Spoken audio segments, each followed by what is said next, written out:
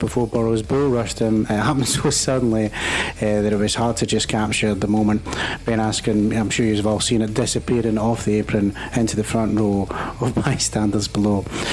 He was here, then he was gone. The crowd not immune to the thrill that somebody would break their neck in such a fashion, led a spectacular row.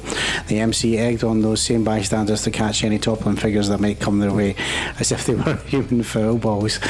It was fast and easy, well attended and well run. The Beat the Streets is a pretty cool event, and the culture of wrestling is alive and well. Last weekend we were sport rotten. We had two huge MMA events that took place in both UFC organisation and in Bellator. First up we had Bellator Birmingham, which took place in the UK in the town of Birmingham. The event was headlined by former lightweight champion Brett Primus taking on the newcomer and debut to Bellator, Tim Wilde. Tim Wilde is a bit of an unknown name out there at the moment, but he is 12-3 fights. He was a title holder in his previous promotion, so he was more than a worthy opponent to take on Primus. Primus has only had one loss in his career so far, and that was to the current lightweight champion Michael Chandler. So this was going to be a huge test for Wilde, and Primus really needed to get through this fight in a dominant fashion, if possible, to prove that he is worthy of taking on Chandler once again. And he did do this as well. So Primus took out Wilde in the first round with a rare submission seen nowadays in an omoplata. So it was fantastic to see this, and he did this early on. Wilde made a mistake of going to the ground with Primus, no sweat, all dry, and unfortunately was caught in submission. Primus will now definitely be looking towards Michael Chandler for his next fight, as stated within a post-fight interview. Obviously there's a fight coming up this weekend between Chandler and Pitbull, and we asked him, what happens if Pitbull wins the title? Are you still interested in fighting Chandler, or do you want the title? He goes, I don't care if Chandler has the title or not. I want to fight Chandler whether he's the champion or not. Hopefully he is the champion still, so I can take a title and beat him, but we'll have to wait and see the outcome of the weekend. Also on the card was the brother of Leon Edwards, Fabian Edwards, still undefeated, defeating Falcon Neto by round 1 knockout. Fabian Edwards is really proving his dominance, following in his brother's footsteps through Bellator, and with the way he's going at the moment and the performances he's putting on, I'm sure he'll be right where his brother is in the not too far distant future. Also on the card, really exciting to see, was Raymond Daniels, former world champion kickboxer and Bellator kickboxing champion as well, was making his return back to the MMA rules scene. He hasn't fought an MMA rules bout since 2008, where unfortunately he was defeated in his pro debut, but he came out with one of the knockouts of the year, which I'm sure you've all seen online, and the official decision was it was a KO knockout in the first round. I think there's a better way to describe it, with a spinning 720 fake into a right hook at the end is probably the only way really to describe it, to be honest with you. Really look forward to seeing Raymond Daniels fight again. I want to mention one more fighter on the card as well quickly, and that is Sol Rogers, former Ultimate Fighter, nearly was the champion. He made it all the way to the finale in the Ultimate Fighter 22, Team McGregor versus Team Khabib, where unfortunately he had alleged visa issues leading him to be cut from the UFC, but he's making his return back in Bellator, dominating. He had a unanimous decision. He's been out for the last 2 years, took on a former champion who's had 6 fights since his last fight, and I was lucky enough to have a chat with him, and here's what he had to say. Making his return after 2 years out, okay, amazing win, won by unanimous decision against a fighter who has fought 6 times since you've been out. 6 times under for a world title, you know. And you go in there and dominate just as you did. So what was your game plan going in? My game plan going in was kind of stay loose on the feet and beat him up with the strikes. I mean, everyone has a plan until they get punched in the face, and he was busy with the jab like I knew he would.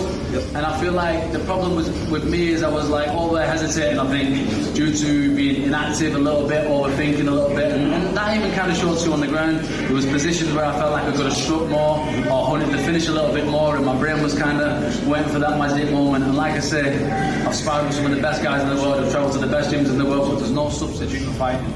There is no substitute for fighting. And what I can see from your record, you're dominantly like a submission fighter. You like to take down, you like to submit them. Watching you fight today, you'd never think that. Your stand-up's got really, obviously, a lot better. I'm not saying it wasn't good before, but it's improved a lot. Have you used that something you've been practicing on the last couple of years? I've been working on my striking a lot more, and I mean, you thought that was better, maybe even in my fights, but it's kind of so frustrating to know what you can do inside and not being able to express that. But instead of being hard on myself, I feel like I need to come down from this fight, sit at home, sit with my friend, break it down, analyse it, know where we could have gone, know where we went wrong, praise where we went right. And like I say, I've been in there now, the cobwebs are blown off, I want to get straight back in there, and I want to start making my claim for the belt.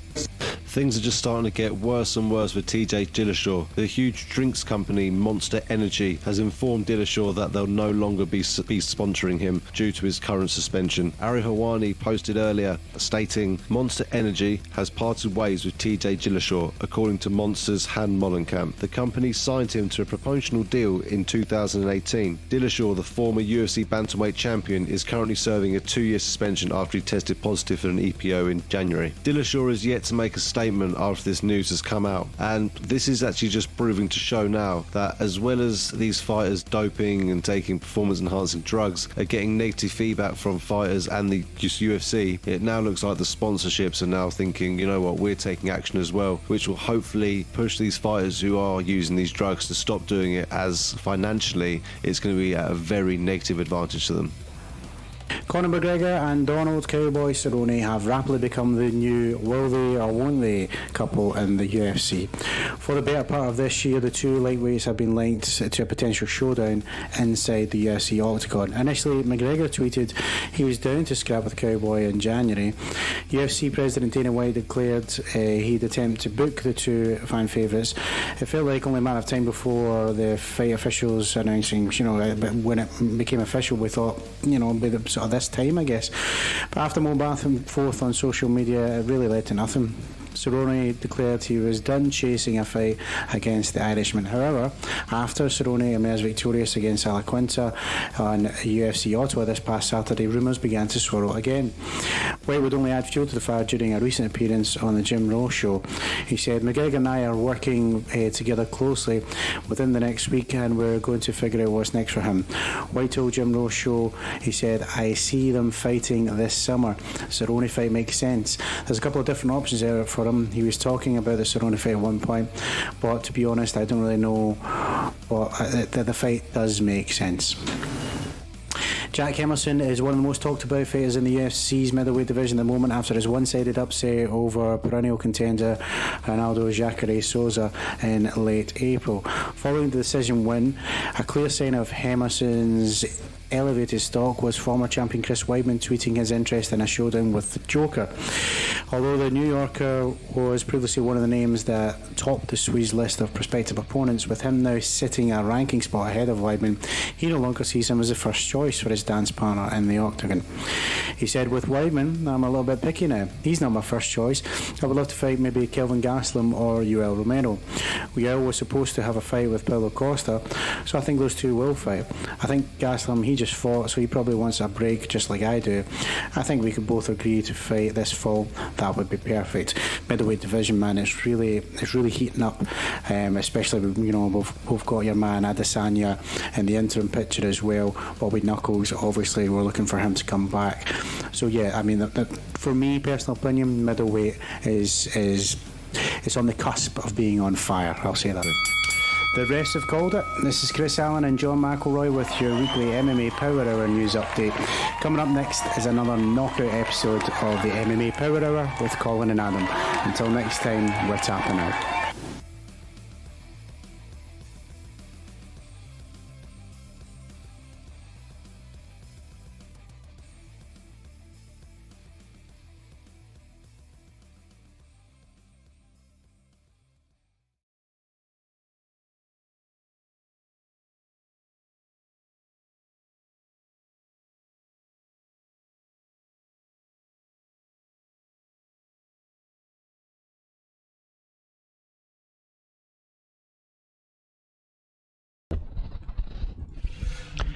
Can you feel the power?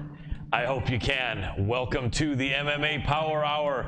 Your good friend here, the professor of MMA, Colin Crandall. So glad to see you. We've got an amazing show in store for you. So jump on in. Let me bring in my partner in crime, business associate, co-producer, and co-star, none other than the professor of cryptocurrency, Dr. Adam Wolfman Rorta.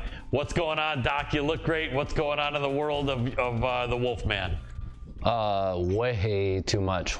Tons of business. I hear you. The cryptocurrencies look good. You were one of the people that said that it wasn't all over 6 months ago when everyone was saying it's all over and it's going to go down to nothing. Absolutely. One of the few true experts, I'd say, going out there and spending some time as well. It's not a side job; it's one of my other jobs. Having fun, picking the prices, and being pretty accurate in timing and everything. Now, a few times I've got it completely wrong. That's part of predicting. But that's all right. Well, what do they say? What's the most important thing in comedy? Timing. Yeah. There you go. That's the key. Ladies and gentlemen, I hope you enjoyed that. Some of our regular hijinks here. If you didn't, well, we'll try to do better next time. But we try to bring some fun to this world of MMA. It's a serious sport, but a lot of great people, and a lot of people have a really good senses of humor too as well. So hope, speaking of which, I hope you liked our great correspondents from England, Chris Allen, and from Scotland, John McElroy. Awesome mates. You guys are fantastic. Great job as usual, and really, really, really appreciate your contribution. The UK is blowing up in MMA. I think where we are in the United States, it may be a little bit of a plateau, or it may have actually blown up the most a few years back, although I think there's still potential to get bigger and bigger. But I think in the UK, it's really, really blowing up, and at like possibly the highest point of popularity, and I'm really glad to see that. They've got some great shows out there, and really happy to see some more athletes and great journalists come out of the United Kingdom. And anyway, Dr. Adam Rorta, let me take a look at the clock on the wall. We are about ready for our first guest, so if you want to get working on that, while you do, I'll think of some fun stuff to say. Hope you all are doing good. Whoop, there's the Skype. There we go. Got the Skype going right away. Going on. Skype dance. Once it's ready.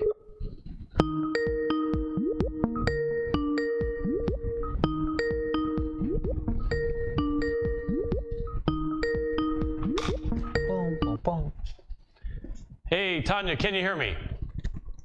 Yeah, hang on. Let me see if I can figure this out. No problem at all. Whenever you can, just looking for that video button that looks like a line going through a camera. And while you're doing that, I'll give you the proper introduction because we are live on the air. Ladies and gentlemen, I want to introduce you to this great fighter so many of you know. And for those of you who don't, this is one of my personal favorite fighters, former Invicta world champion and now UFC bantamweight contender, none other than Tanya Evinger. Welcome back to the show, Tanya. Gotcha. So we see you now, but for some reason we didn't hear anything. Oh, you hear me now, right? Yep, gotcha now. I gotcha. Hey, I really appreciate you joining us. You are only about 3 weeks away from your big fight in Sweden against Lena Landsberg. How are you feeling? How's training going? Oh, it's good. Excellent. Sorry. No problem. Good. Just kind of getting in, like, training really hard and try to get everything situated with all the different gyms I'm training at and stuff. But other than that, we're training hard in full effect right now. Tanya, having a little trouble here. Let me see if we can get you. Dr. Evan Rorta, can you hear anything? Yeah. Okay, I can't hear anything. Tanya? Yeah. It looks like we have a problem with my mic. Bear with me for a second. I really appreciate your patience. Dr. Adam Rorta can hear you, but you're not coming through my mic at all here. So let's see if we can fix this. Okay, I think he just did something that did fix it. Okay, and so hopefully this will work. And of course it doesn't. Sorry. Okay, I hear you now, Tanya. Well, I'll just hold this in my ear here. It looked like an old-time radio show. Anyway, right. The doc is going to try to fix that. All right, so you have a great fight coming up here. When you go over to Sweden, is this going to be a first time in Sweden for you, or a first time in Europe, or have you had extensive travel experience? I've been to Europe before for wrestling. I was supposed to go to Sweden one time, and then I ended up injuring my ribs, so I wasn't able to compete over there. But yeah, that's it. This is the first time I'm in Sweden, so it's exciting. I'm happy it's going to be a little bit warmer over there. But yeah, I'm just ready to go over there and get back on the track winning. No. Gotcha. I gotcha. Do you have any background from Sweden yourself personally? What do you mean? Do you have any people in your family that happen to have been from Sweden or Scandinavia? Oh, no. No. I don't know where any of them been, actually. I don't even do that Me 23 thing yet. I hear you, not a problem. Too many people are obsessed with that. Well, it's going to be good. I think you're gonna have a great time out there. Do you plan to sample any of the Swedish meatballs, or just to turn your opponent's face into the Swedish meatball? Right, both. Actually, I plan on staying a couple days after. I never get to really enjoy anything, especially when we go out of the country. I'm always cutting weight, you know how that goes. So cut weight, fight, and then they ship you back home. So I think this time we're going to stay a couple days and let me linger around and try some of the food and other stuff. I heard the food wasn't that great, but when you're starving, you really don't care. I can imagine, after cutting weight and stuff, whatever is there that's not eating bark off a tree would probably sound pretty good. Right. So, very cool. So, Lena Landsberg, I know you're aware of her. You have a mutual opponent in Yana Kunitskaya, who you beat, and then there was that other one where the referee stopped the fight early and it was reversed. So, essentially, it's an opponent you beat and an opponent that beat her. So, that would look good on paper for you. She's an interesting character, always upbeat, and smiling a lot, and, is a kind of a good striker. I think your wrestling is way better. I think it's a good matchup for you. I think that that this is a fight that you possibly could finish early, although I know you're always prepared to go the distance. What are your thoughts on her as an opponent and how you feel this matchup works? Well, we were trying to get this fight in March, the end of March, but they turned it down or they didn't call back or something. I don't know if, it might have been short notice. I don't remember now at this point, but I'm glad that she accepted it. I think that I'm thinking that maybe people are taking fights against me maybe just because they know I had my knee surgeries or whatever, and that I think that my last fight was a great choice of timing for my last opponent and to take that fight. Yeah. And my mistake for not knowing where I was at with my leg and stuff. But I don't think you really know that until you get in the ring. So it's just one of those things. I have to, suck up and move on and try to get back on track. So, I know a little bit about her because I've seen her fight multiple cards. And then some cards, I think maybe we fought on the same card that last fight. Mm-hmm. So, I think it's a great matchup for where I'm at coming off these surgeries. I really do. Yeah, absolutely. And she's the elbow queen, but I guess you can't really do too many great things with elbows off your back, can you?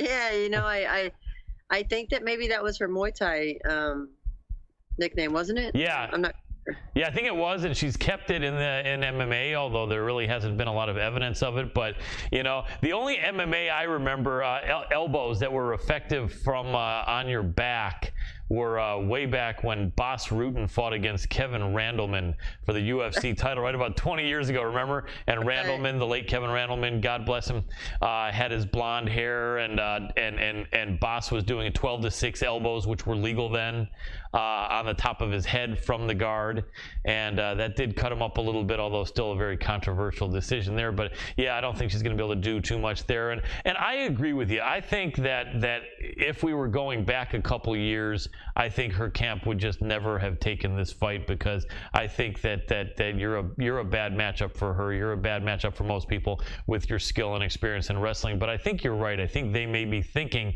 well, Tanya's knees may be bad, and things went sour quickly with that last matchup, and so this could be that they may be thinking this is a good time to get you in the cage, huh? Yeah, and also I think too in the UFC, especially, in a stance where she's at, and also myself coming off a couple losses, then, I don't think there's room for a no to be put in there. You know what I mean? You just kind of are ready to fight, know, and they haven't fought us. It's not like they're chasing after me to jump in a fight. So I just I'll say yes to anything, to be honest. For sure. How do you feel about fighting in someone else's hometown, and in this case, home country? I don't know that she's from Stockholm exactly, but being from Sweden, do you have experience fighting in your opponent's backyard? Yeah, I think I fought Colleen. When I fought for Invicta, I fought Colleen in LA, which is, for her, I guess, her backyard. Mm-hmm. I fought, I fought a couple of the girls, in their area, I guess, but I don't think it really matters. I don't really hear the crowd. And when I fought Aldana in Vegas, I might as well fought in her backyard, because I think everybody from Mexico came up to watch her fight. Yep. The whole was booing me, so it definitely didn't feel like it was my Right. it was my backyard. So Right. Do you get energy kind of walking in there wearing the black hat, so to speak, with the audience doing that, or is it something you just ignore, or does it bug you, or how do you look at it? Nah, you know, I don't think I really hear much of anybody or anything. I just kind of in the same zone every fighter's in, and you're like, oh shit, we're about to fight. So Yeah. you know, I think it's just one of those situations where I have a tendency to block everything out. That's good. Now, you're a really super experienced fighter and a veteran fighting on the biggest stages.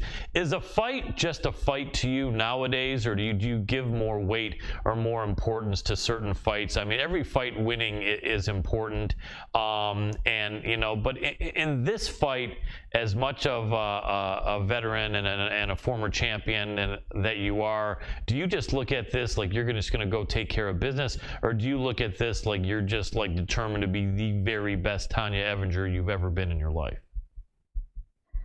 Oh man, for me, I think every fight is important, and it's crazy the way I talk and I think about it. But you know, when I'm in there training, I'm like, oh, F this sport. I hate training. I'm so tired of cutting weight. I'm so tired of doing all this stuff, you know. But when I'm not doing it, I'm like, man, I could just fight right now, or I wish I could just get a fight. You know, it's kind of a love-hate situation. But you know, I do think that for me, I think the same way I've always have, and every fight's important because every one of them leads up to, you know, more money and more success and that belt. So, you know, I don't try to look past anything, especially after my last fight. I think that that's you know, super important for me to stay focused on where I'm at right now, you know? Yeah, I would agree with that. You know, one thing that I like is during the time that you've been recovering from healing and recovering from your injury, and the time that you've been out, it seems like in a positive way, the weight class has kind of started to fall apart. And not that you needed it to fall apart, but I like the fact that while you had to be out healing and taking time off, all of a sudden it didn't turn out to be like the best weight class in the world where all kinds of new people came in there killing it. In fact, I honestly feel, I don't know where they have you in the ratings, but you definitely should be top 10, and I think you're a definite threat out there. I think there are some tough girls there, but I don't think the weight class has gotten like a lot better, and I still think that anyone out there is a winnable fight for you, and I think that you really have a lot left in you, and I think you can be a great matchup against anyone. Is there anyone that you'd like to fight down the road? Not that you want to look past, or that you'd look past Lounsburg, but anyone that would excite you, you know, assuming this fight goes your way? No, man, I don't think I look at anybody in that sort of like, man, I really want to fight that girl. I don't really think about that kind of thing, or it's weird. I'm always like, oh man, who are they gonna have me fight? And then they call me and I'm like, all right, it's done. I'll take it. But you know, I definitely think that I agree with you on that. There are a lot of things that happened like right around the time that I was out that a lot of girls kind of got hurt or had something going on, and nothing really happened in the weight class. But Yeah. I do think it's still a really tough weight class. I know that when I lost that last fight, they put me so far down in the rankings, it's crazy. Like below girls that I TKO'd or That's beat, crazy. anything. They put me below all of them, and I really don't understand it. It is what it is, I guess. I really don't care. I think rankings are more of a popularity contest than actual rankings, but that right there is definitely a prime example. You know, to have me ranked like 11th or 12th or something, when all these girls that I beat are ranked way ahead of me, it's just crazy from one fight, losing one fight. Yeah. You know. Yeah, I agree. But like you said, don't even worry about that. But I do think that the flip side should occur with the win, and I would think it might. I have a feeling that with this win, all of a sudden you may go up 8 or 10 spots, as you should. You know, I mean, in reality, looking at the division, you have Holly. Yeah, I mean, you have Amanda Nunes. You have Holly.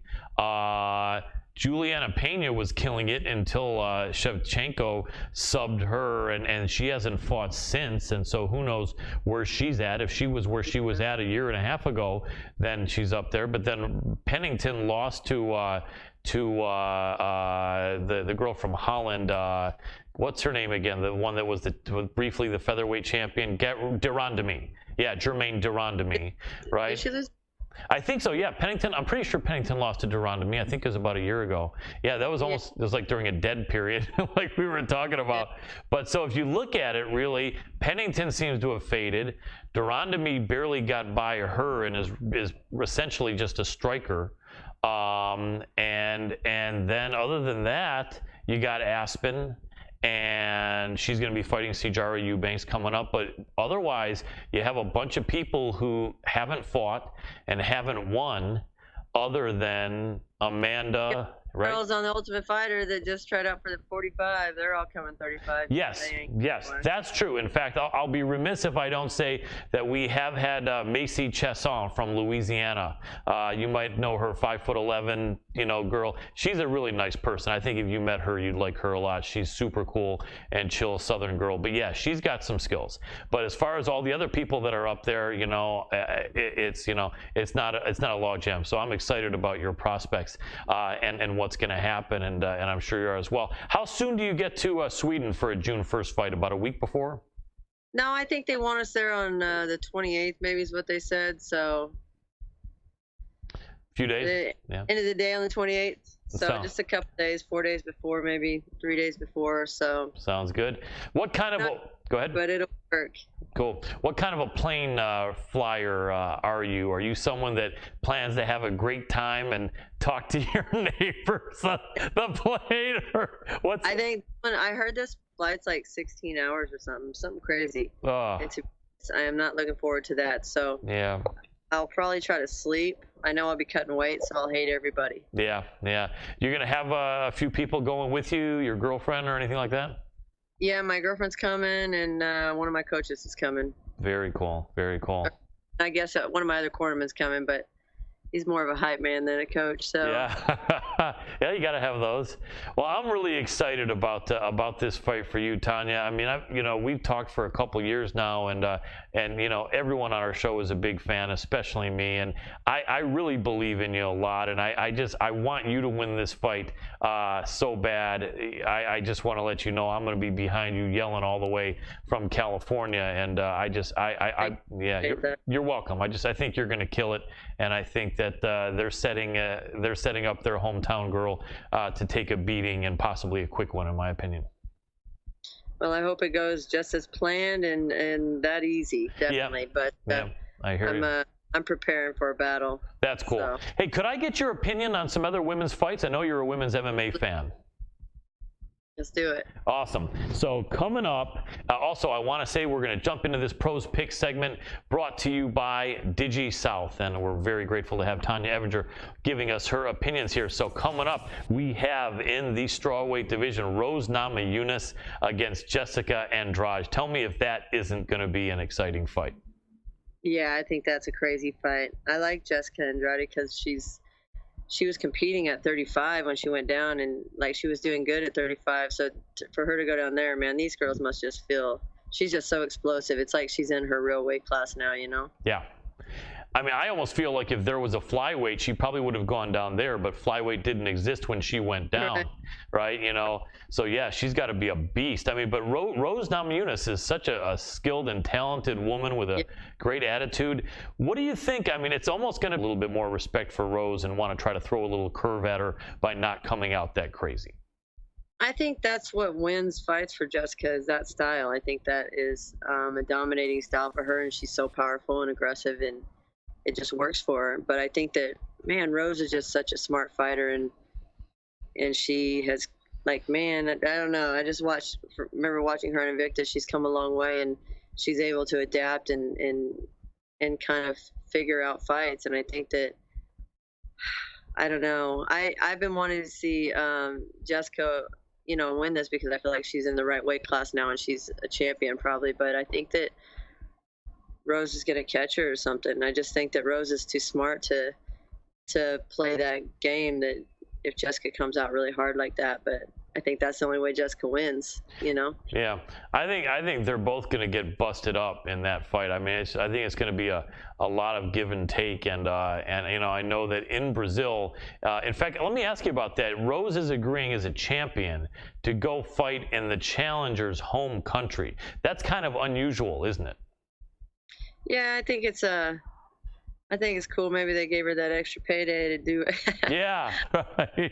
I don't know, but you know, for being a champion, I think you do what they want you to do, and you go out there and prove it every time. I don't think anything like that, especially, should be able to take your title away from you. Yeah, no, I agree. I remember when Rose had the long hair back in Invicta many years ago, and then she got her short hair look. Do you ever think of going for the Rose Namajunas haircut? Oh my God, I'll look horrible. Yeah. I'm getting by as it is. Yeah, I hear you. Yeah, I used to tell my girl too. I'd say if I cut my hair real short, like super close, it'd be cool. She goes, "No, you don't have the head for it." Yeah, I just think that, man, I will not be a nice looking girl. I hear you. I hear you. Okay, how about so then in that fight then, sounds like Rose Namajunas you feel in a tough fight, right? Yeah, I think Rose has got it. All right, I think you could be right. I'm still riding the fence on that one, so I'm gonna, Yeah, that's a hard one. it is really tough, but I like Rose. All right, how about Megan Anderson against Felicia Spencer? Before you give me your opinion, this is another example of a girl wins the Invicta title, and she is allowed to have 0 defenses before they bring her over to the UFC. That seems to be kind of the new thing, where they basically say, okay, good, get over. I don't think it's great for Invicta, but it is what it is. But what do you think of that? The fact that Felicia's brought right over before she defends, and what do you think of that matchup, Felicia versus Megan? I mean, I think it kind of sucked for Felicia not to be able to, get her time in as a champion and do that. But who's going to say no to UFC offering you big money? So yeah, it's a downfall for Invicta because they just steal their girls left and right. But feels like Invicta's building them and UFC's stealing them. Right. Everybody's going for the same gold, and everybody has the same thing on their mind, and they want to get as high as they can and make as much as they can, and that's part of it, is going to the UFC. So I think that I really like Felicia Spencer. I've been a fan of hers since her first fight in Invicta. I thought she was going to be really good, and she is really good. For me, I think that Felicia can win this fight, but I just think that she's got to stick out Megan's length. I don't know if she's fought anybody as tall as Megan or whatever, with as comfortable with her stand up as she is. So I think she'll get hit a little bit, and she can weather that. I think that she'll get the submission or something like that. Yeah. I thought Felicia's last fight was probably the worst fight I've seen of hers. Yeah. I mean, she still dominated and did what she needed to do, but I felt like she wasn't as quick and as dominating as she would be. But also, she seems to be one to fight up to the talent. So, the harder the girl, it seems like she steps up and fights. So I think that might be the case here, Yeah, I think so too. It's interesting. I think there's about a 5-inch or 4-inch height difference, right? And with Megan being this long, lanky, girl with the sharp elbows and the long arms and legs, and you got Felicia, kind of a thick girl, but strong, the better grappler. It's. I mean, obviously they both want it. I'm sure possibly what Megan has in her head is here she's paid her dues for all these years, waiting to get breaks, and hardly ever got any fights, and then they're bringing over one girl for her first UFC fight, and Megan's thought is probably, she's going to want to big sister her and give her a negative welcome to the UFC, right? But I just don't know if that's possible with Felicia Spencer, and I think I'm going to pick Felicia Spencer in that one. Although, if Felicia Spencer is backpedaling along the cage and Megan throws a kick with her toenail landing in the eye. Oh my God, that fight sucked. That was bad with Kat. What a fluky thing, and man, but I'm surprised they try to rematch that or get it. Yeah. Sorry to interrupt you. I heard they were going to, and I think Kat really wanted it. But doesn't it seem to you like the UFC seems to dislike rematches, like UFC management? Yeah, it's just weird. I just don't think that they put as much into the promoting of the girls, so it doesn't matter. They don't give a shit. Yeah, and I don't like that because I think the other way is correct. Boxing has it right on that. If someone's a good fighter and they barely lost or lost on some fluke, or if they're a champion, I mean, like in my opinion, how the hell does Cyborg not merit a rematch with Amanda Nunes after Cyborg wins? I heard that she the Nunes wants $3 million for a rematch, which by all means she deserves. True. So Yeah. I don't see the problem there, but I heard that's what's holding it back, which pay the Interesting. girl or give her pay-per-view points, Just Yeah. $3 million, you pay the guys a lot more than that. Yeah, for sure. Especially two champions that have been around for a while. Yeah, I agree. I don't see why they wouldn't do that. Now, previous to you mentioning that, and I appreciate you sharing that you've heard that, is that before that, I think we probably all read a few months back where Nunes said, I'm done with 45 and I have no interest. But I see what you're saying. If the money is right, and it really should be right, if they're not going to pay her $3 million. I mean, I don't know if you saw that graphic on social media the other day where it showed Canelo Alvarez getting $35 million for his win on the same day that Donald Cowboy Cerrone got $400,000. I mean, how is that all right? It's just that's something. Yeah, that's something that needs to change. And if they're not going to give, it's an interesting kind of a dilemma, right? If you can say if they're not going to pay Amanda Nunes $3 million to fight Cyborg again, then why should she? And I kind of agree with that. But then, right? But then you also say, how can maybe she could die as the champ? Who cares? Yeah, at the point, she's the one that's got the belt, and it kind of sucks that they could just take it from you. But I guess you got to defend it. But man, like you got a girl that's won 2 titles in the UFC, different weights. Fair. Yeah, I agree. No reason why they shouldn't. But yeah, interesting. So Felicia Spencer we have over Megan. And next fight up, Betch Correia against Irene Aldana. What do you think of that? Betch Correia seems to just not be willing to go away, although a lot of people wish she would, but I guess she's kind of a tough girl. But what is she going to do against Irene Aldana? I don't think too much, but what do you think? I think that she's so wild and crazy. If she can keep from getting knocked out, she might be able to get her on the ground and do something. But Irene is even though I feel like her ground hasn't progressed, I guess, or gotten any better, I feel like she was still hard to hold down and hard to control for somebody like Betch. I think that it's like she's real wild and crazy too. So it's going to be kind of she won't be able to hold her down, I don't think. No. She's wild and crazy. She don't have much control. She's just all over the place. Yeah. I mean, Betch is so short, I kind of think she could make 125 if she tried. What do you think? I don't know. She's shaking that booty afterwards. I think that booty's the reason she's in 35. Yeah. Are you saying she's got maybe a little extra junk in the trunk? Yeah, maybe. I don't know. I hear you. I agree with you on that one, with all respect to Betch Correia. All right, but yeah, I think Irene Aldana in that one. And then how about Aspen Ladd against Sijara Eubanks? Sijara was killing it at 125. In the past, she hadn't done that well at 135, but I honestly think her going through the Ultimate Fighter house and then beating some really good girls at 125 has given her a lot of confidence. She's a nice person. Had her on the show a few times, and she may be undersized for 35. They did fight before, and I think it went the distance. Maybe, I think, with Aspen winning. But what do you think, Sijara? Yeah, Aspen won that. They just traded back and forth on the Invicta fight, and nothing much happened. Just a bunch of stand-up that wasn't too crazy. But, and Aspen won that. I think it's going to go the same way. Yeah. I don't think that anything spectacular is going to happen in that fight. Gotcha. So just go to I don't know. Yeah. Sijara's been one of my fans likes to write all this stuff about me getting fights, and he tagged her in a couple fights, and she had wrote me back about she'll end my career or give me another loss. Get out of here. Oh no, Sijara said that to you? So I mean, whatever. And I was. Yeah. Well, it is what it is. 35 is no joke, man. That 25-35, that 10-pound difference makes a big difference when you're talking about girls. And I don't necessarily think Aspen's a 35er. I think she's probably a 25er. She just doesn't want to cut weight. But I think she's going to win it. I hear you. Well, since we've had Sijara on the show and she's a nice person, I'll be cheering for her. But admittedly, she is the betting underdog.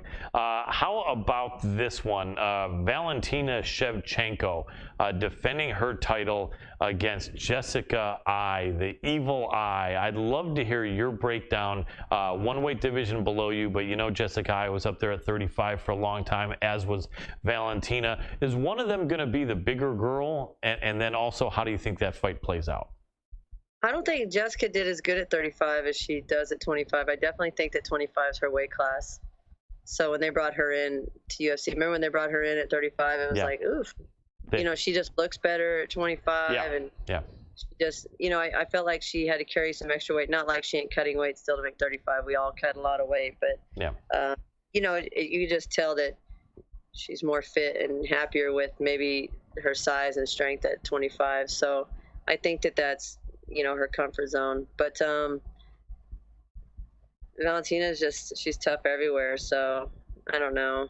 She'll probably win. Yeah, I mean, the odds makers feel like it's almost without question that Valentina wins. Like it's almost kind of a gimme fight or a crush, as they call it in wrestling. I don't think. I mean, realistically, I think that Jessica's tough at 25, and she just never really got to show it. So, I mean, here's her chance, Yeah.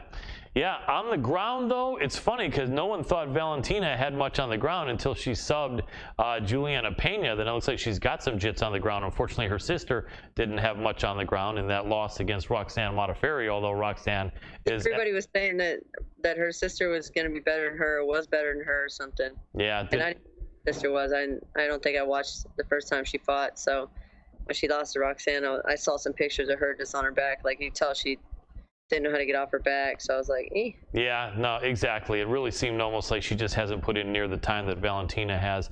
Although Valentina, even though she submitted Juliana Pena, I don't think is necessarily a world beater on the ground. But but is she better than Jessica on the ground, or do you think they're somewhat even on the ground?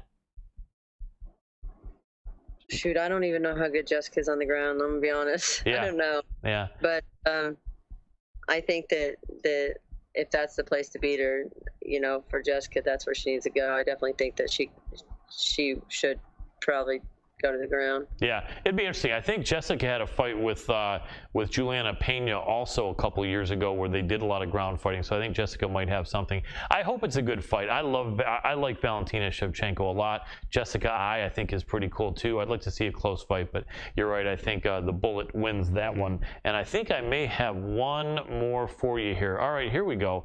Tatiana Suarez against Nina Ansaroff. That's the champ, Amanda Nunes' girlfriend, who's really been looking great lately. I'm sure she's getting amazing training with Amanda. I think you're familiar with both of them personally. Can Nina do something? That wrestler, huh?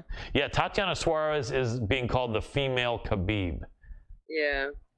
She's big. I think her wrestling is super good for her style. Super good for her. She's able to utilize her wrestling really well, I guess. That's what I'm trying to get to. Yeah. But yeah, I agree. Can Nina do something though? Nina's been looking great. Nina's been looking really good and grinding, and she looks like she's in really good shape and confident and all that stuff. And I don't know though, that wrestler grind, even if you want to fight the whole 15 minutes, man, that wrestler grind is gonna win that fight though, Yeah, I agree. Down.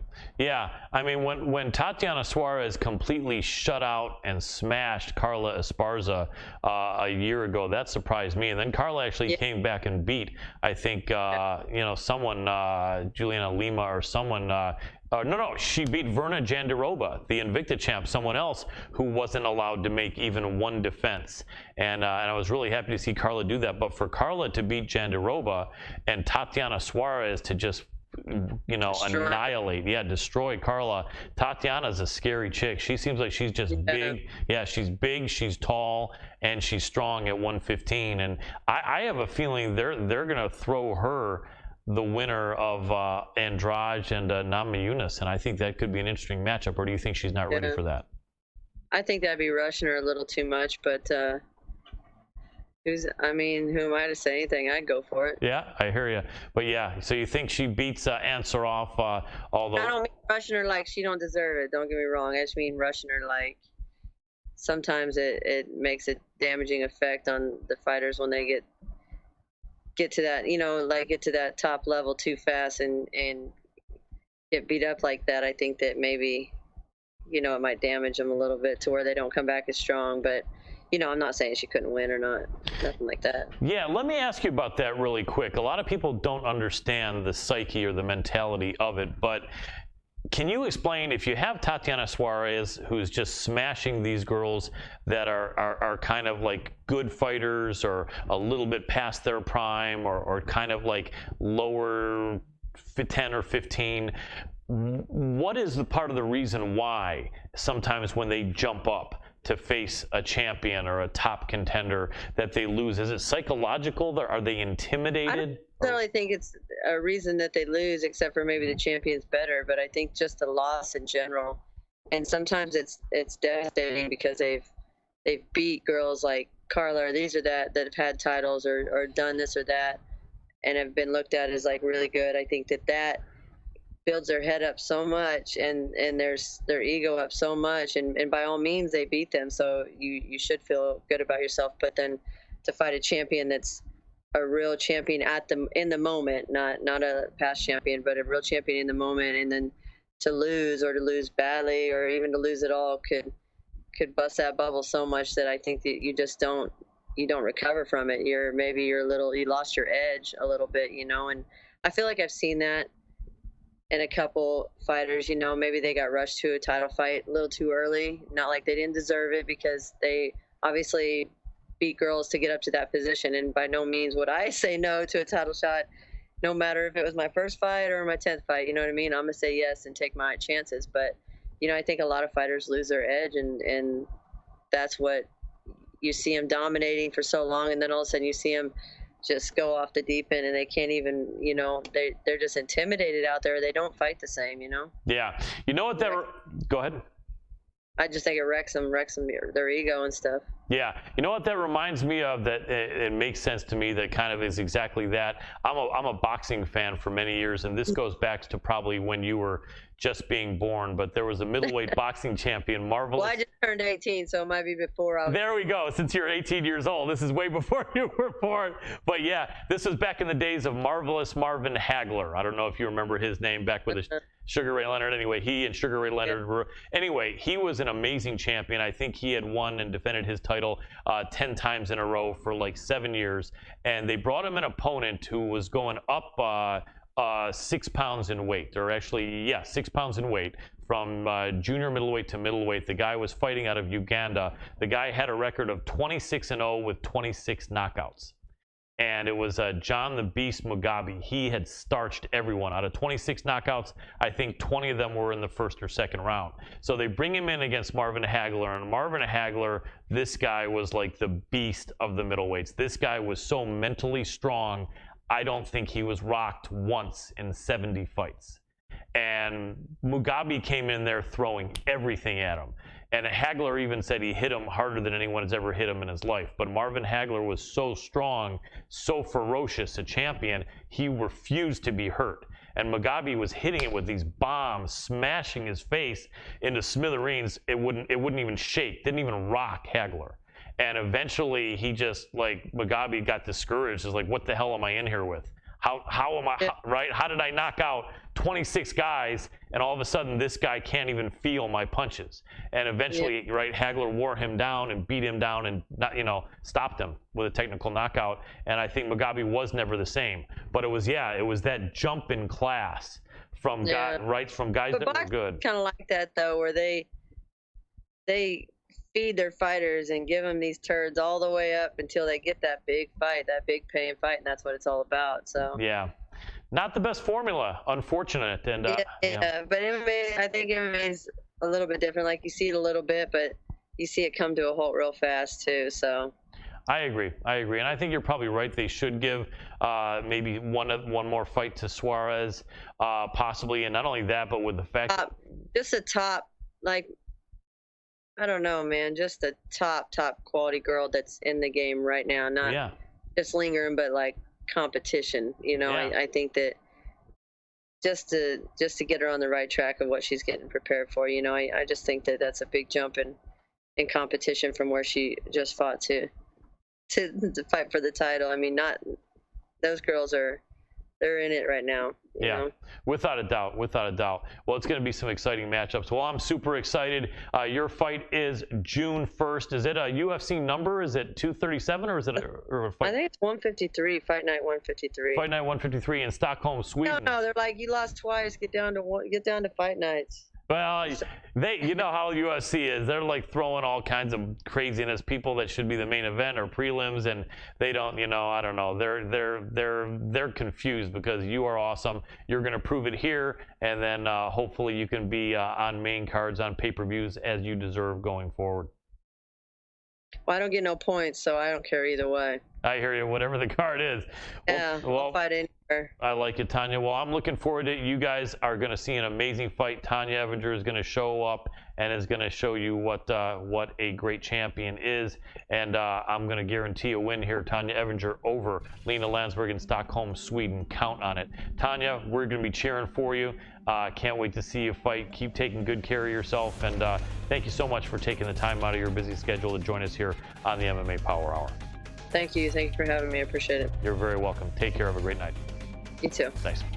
And that was Tanya Evinger, Dr. Adam Rorta. Tanya is super cool. Always great to chat with her. And she's going to go in there and smash Lena Landsberg. Lena Landsberg is a tough fighter, very charismatic fighter, a really cute girl, but definitely a really tough professional athlete and a warrior. But I just think that Tanya is just going to take it to her. This is going to be really the big coming out party, so to speak, as far as Tanya getting her first UFC win and letting people know how good she really is. Having been the Invicta champion, winning, defending her title 5 or 6 or 7 times, never losing it. I think this is Tanya's fight, and I think she's going to look darn good winning it. What do you think? Absolutely, I agree. I mean, it's tough with Angela, but Tanya's going to take it. I really do believe that. With Lena Landsberg. Or Lena, sorry, not Angela. That's okay, But anyway, it's going to be good. Like I said, elbow queen, but you can't do too much from your back. Tanya's going to come in and really take it to her. Anyway, I'm going to... Real quick, I want to give a huge shout out to Combat Press.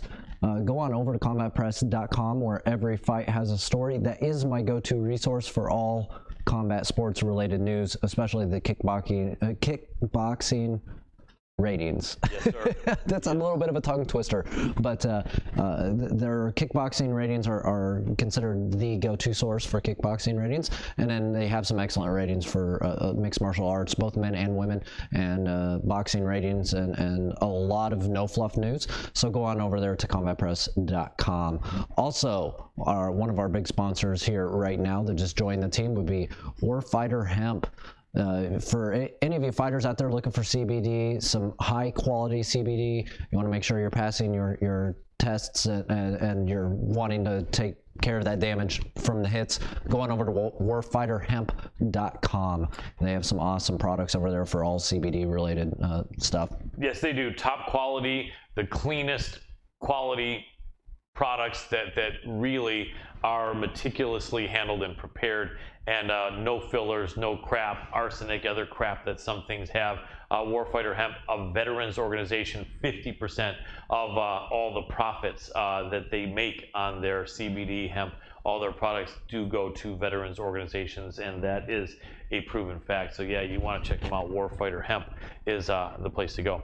So I'm going to have a chance to try to work out a kink back in my shoulder as Dr. Adam Rorta takes us all the way across to the continent of Asia. All right, so we're going to go straight on over into Asia. Here is our awesome correspondent, Dana Bluen.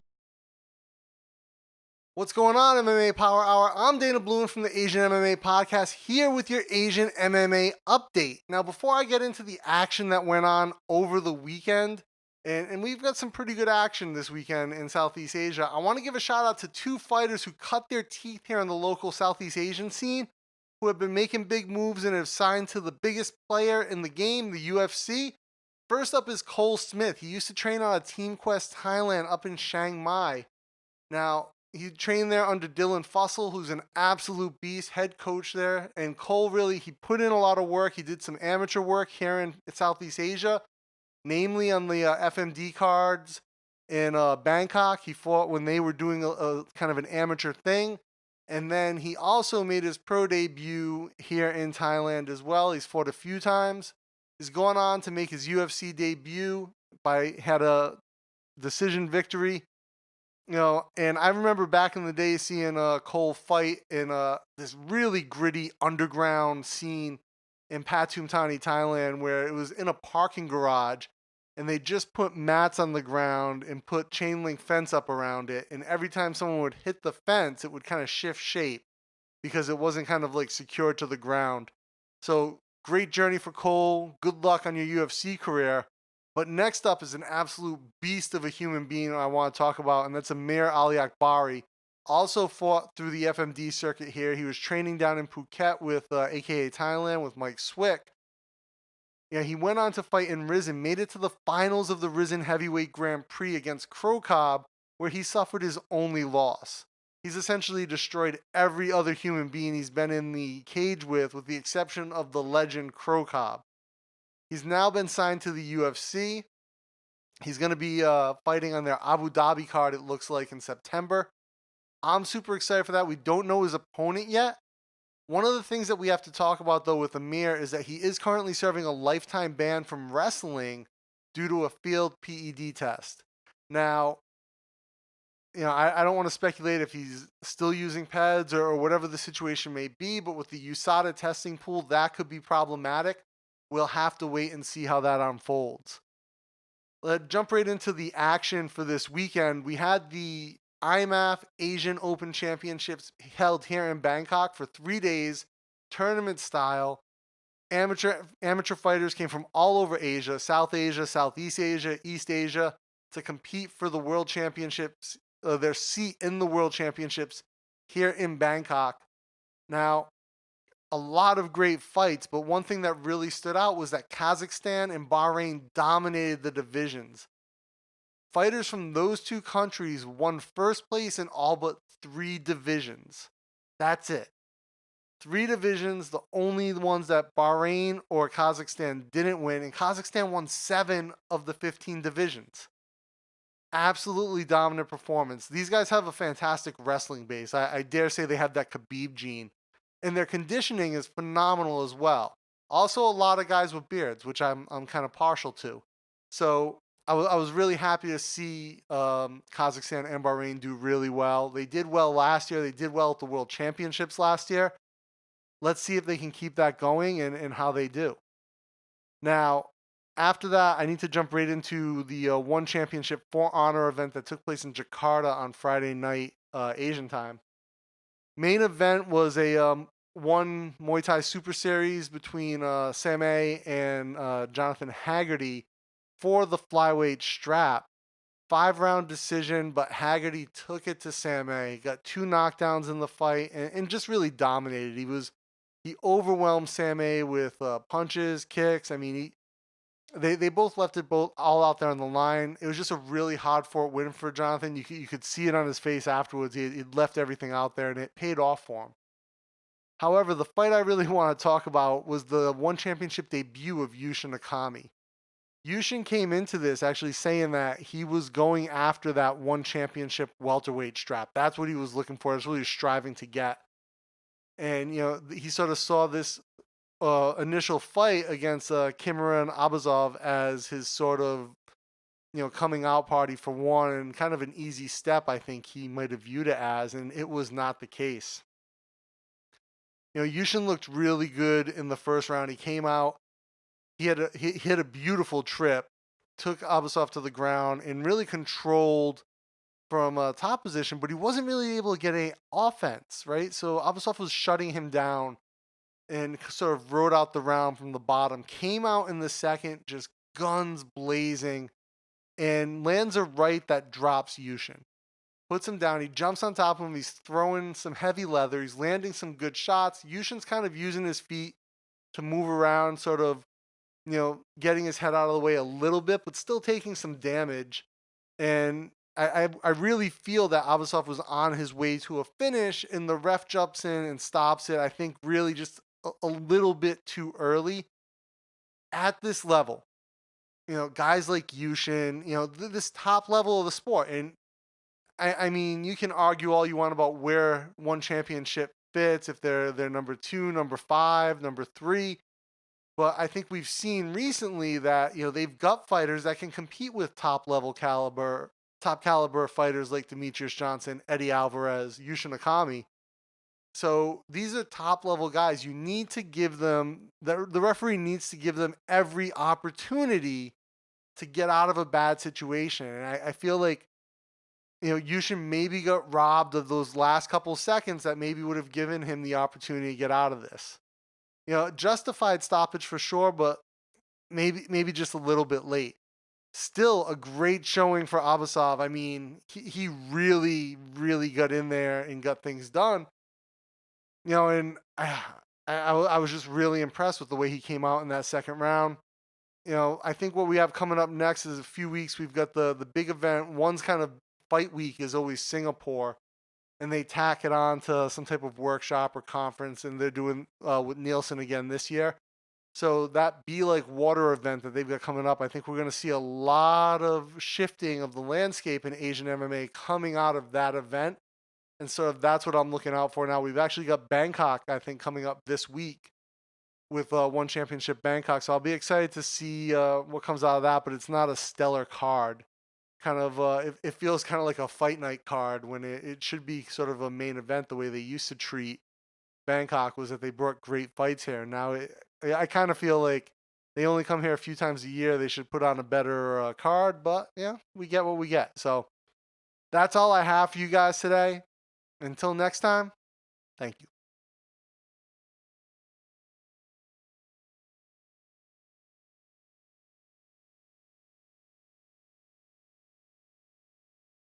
Segment of the MMA Power Hour. I always find that's funny when someone says this segment, I mean, you're already here, but you were with Dana Bluen in Thailand. The guy is awesome, super knowledgeable, one of the most respected, if not the most respected MMA journalist in Asia, and I'm really, really grateful as I turn this volume off my phone to have him involved and with our show. And so we just got a communication, Dr. Adam Rorter, from our next guest, asked if we can have someone call to see if he's activated Skype properly.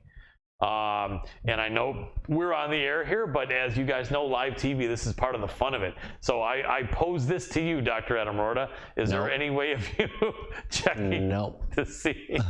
So should we then, even though we're 10 minutes early? It's saying that it is active right now. Okay. So yeah, I just want to give a quick shout out, a quick thank you to everybody that's tuning in right now. It means the world to us. Just make sure to give us a like, a comment, and share if you would. It means the world as always. But make sure to get on over to Warfighter Hemp as well. You can go to warfighterhemp.com and you can get any of the CBD products that you're looking for. They have the highest quality products, no metals, no fluff when it comes to their CBD products. Perfect for fighters. You'll know exactly what you're getting. So if you're getting hit in the head and you're looking for something to maintain your brain, perfect product over there. A lot of you fighters are really getting into that. So check them out, warfighterhemp.com. Also want to give a huge shout out to DigiSouth. You just go on over to digisouth.co where you can handle all of your social media marketing needs. I'm actually so blown away by everything that they've done to help us out that I went ahead and became a partner of the company as well. So you'd be helping the show out independently if you're looking for social media help and you want to help the show out and yourself at the same time. You can go ahead and just get in contact with them, get in contact with me. Either one works. Also, want to give another shout out to one of the best companies, one of the most supportive of MMA Power Hour would be Cross-Train MMA Fighter.com, where you can get an awesome t-shirt. I have owned about 10 of them for the last little while. I actually had a couple of them finally wear out. It took 2 years, a full 2 years for them to wear out, Colin, and I actually am still holding on to them because it's still high quality fabric, but the seam finally took out when I was doing some athletic stuff and absolutely. And after 2 years of wearing all the time, that can definitely happen. But it definitely lasted longer by far than the average t-shirt that you've had, didn't it? Oh yeah, well I mean I got a couple from when I was a little kid, but they were tore up in shreds before. I still wear them though. Absolutely. Well, Cross Train MMA Fighter gear. Check us out. Hit me up personally. I can throw you guys discounts if you say you're a friend of the show, or you are a friend of the show, that you supported the show, you've watched the show. Let me know. Really, really high quality garments though, and very happy to say we have a few in almost every size left, but not a ton because they are selling quick. So hit us up or hit me up directly. Cross Train Fighter and Cross Train MMA Fighter gear. There's a cross. Cross Train MMA Fighter. Come get some. Anyway, why don't we reach out then? Okay, good. He's ready for us, and just in case it takes a couple minutes, we're ready. All right, let's do it. Let's get our next guest going here, Dr. Adam Wolfman Rorta. There he is. What's up, guys? Awesome. Not too much. Can you hear me, Stitch? Yeah, man, I did something right, man. This guy shit's too old for this shit, but I'm on, brother. I hear you, brother. Well, it's really good to hear you. Hear your voice, and we got a couple great pictures that you sent us up here. That one's from the set of Creed and some other stuff with you and the Klitschko brothers, and one other great heavyweight fighter. But let me give you a proper introduction, man. You deserve it. Ladies and gentlemen, on the line here with us is the most legendary cut man of all times. This man has taken care of the biggest names in MMA as well in boxing, and he still does. The man has starred in TV shows and movies, and is actually one of the nicest, most popular people in the whole world of combat sports. We're talking about none other than Mr. Jacob Stitch Duran. Stitch, so glad to have you back with us, man. How have you been doing? And I'd love to say, what have you been doing and where have you been going? But it's pretty much, what haven't you been doing and where haven't you been going? You've pretty much been going everywhere. But let us know a little bit about the adventures and which fights you've been cornering and what great media stuff you've been doing here in 2019. Man, I want to hang up, man, just so you can give me that intro again. That's pretty awesome, man. You deserve it. You deserve it. I appreciate it, man. Now, you know what? I've been real blessed.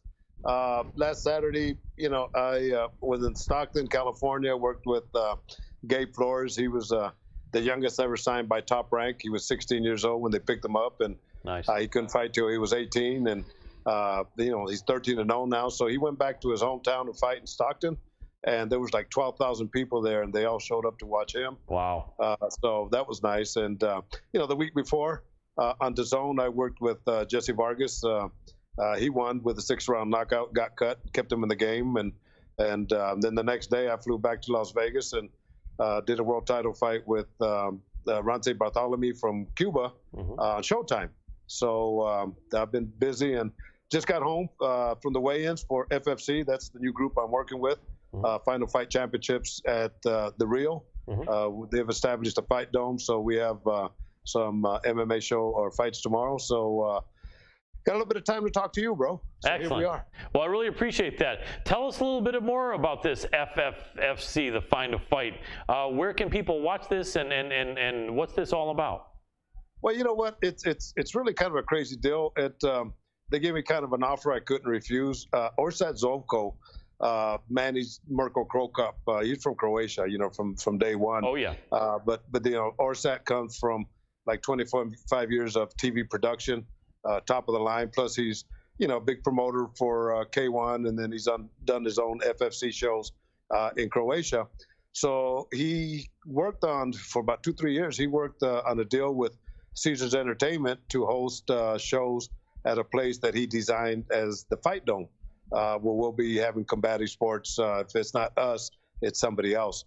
But the show, and he also signed a deal with CBS Sports to be showing them on CBS Sports. So we have a show tomorrow. It'll be tape delayed. But like I said, we have MMA fights, but we're going to have boxing, kickboxing, and MMA. So like I say, they gave me an offer I couldn't refuse. I can't do any more MMA shows. I was with Bellator. I was with PFL. I did Invicta. I did Rising. I can still do boxing and I can still do kickboxing, but I'm exclusive with them in the MMA world. Wow. But my title is unofficially, I guess officially, but I look at it as unofficially. I'm the Director of Regulatory Affairs.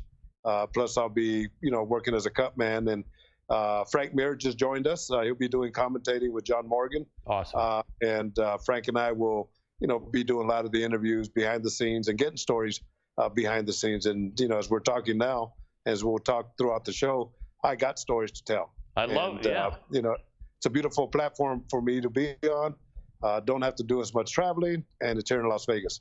I love that, and I know that's where you live in Las Vegas for many years now, after having originally been a Californian. You started out, what, in Northern Cal and went to Southern Cal, or vice versa when you were growing up? You know, when I got out of the military, I was in Oakland for a while, and then I opened up my own school of kickboxing in Fairfield, California, and 23 years ago, I made the move to Las Vegas to do what I do. You know, at that time, it was only boxing, and then, of course, you know, the UFC came aboard, and Dana brought me on, and you know, from there on, it's been history in the making. You know, so you know, I rolled the dice coming to Vegas, and I came out okay. That's the last time I ever gambled. I love it. I like that. That's what they say. People that live in Vegas, a great majority don't go and play the tables or the slots or anything at all. Interesting, isn't it?